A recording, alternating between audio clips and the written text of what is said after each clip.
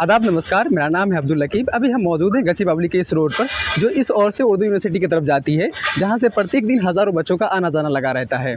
आज जो हम बात करने वाले हैं, दरअसल वो हिंदुस्तानी रोडवेज़ की सबसे बड़ी समस्या को लेकर। आप समझ ही गए होंगे, अगर आप अब भी नहीं समझे हैं, तो चलिए मैं आपको बता देता हूँ। दरअसल हम बात कर रहे हैं सड़क के किनारे बने फुटपाथ पर कंस्ट्रक्शन कंपनी के द्वारा अवैध कब्जे और दूसरे अतिक्रमण को लेकर के। जैसा कि आप देख पा रहे हैं, हमारे पीछे एक बहुमंजिला इमारत है, जिनकी वजह से जो है यहाँ पे सड़क के किनारे जो बना फुटपाथ है, उन पर लंबे वक्त से अवैध कब्जा किया गया है, इसी को लेकर के। फुटपाथ एक ऐसी जगह होती है जिसे सड़कों के दोनों किनारों पर पैदल चलने वालों के लिए बनाया जाता है।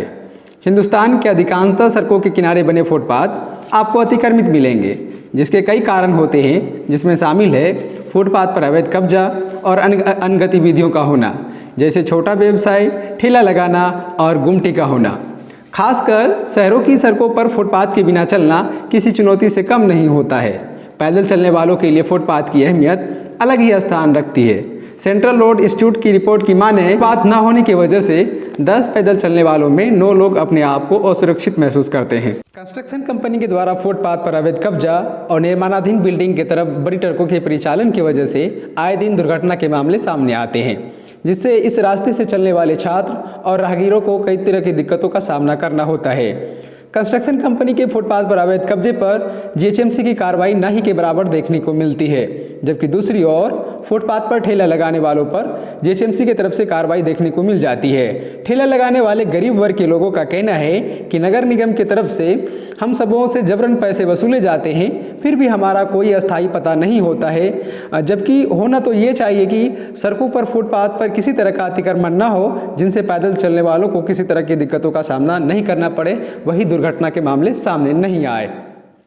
यहाँ जब से अतिक्रमण हुआ है तब से ये हो रहा है कि एक तो पहले से जगह कम थी, अब और जगह कम हो गई है। एक तरफ से गाड़ी आती है, एक तरफ से लोग चलते हैं, जिसकी वजह से हम लोगों को गाड़ी से दुश्वारी होती है। कभी कभी मालूम नहीं चलता कि किस साइड से जाएं, किस साइड से नहीं जाएं। तो अगर ऐसा ना हो कि अतिक्रमण हट जाए, तो हमें रास्ता चौड़ा मिलेगा और हम अच्छे से चल पाएंगे और रोड सेफ्टी का पालन हो पाएगा।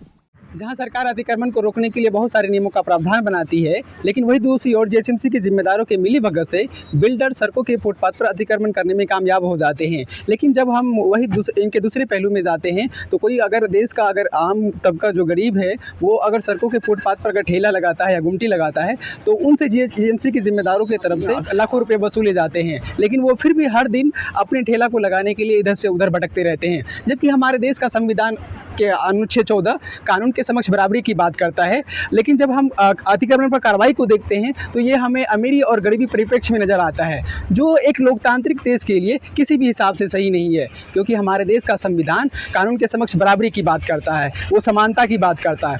अब ये देखना शेष होगा कि क्या आने वाले दिनों में जीएचएमसी के जिम्मेदार ऐसी कार्रवाई करेंगे जहाँ पर ये कार्रवाई में भेदभाव देखने को नहीं मिलेगा। साथ ही जो अतिक्रमण होते हैं वो पूरी तरह से साफ रहे, ताकि पैदल चलने वालों के लिए किसी तरह का दिक्कतों का सामना नहीं करना पड़े और किसी तरह का एक्सीडेंट ना हो।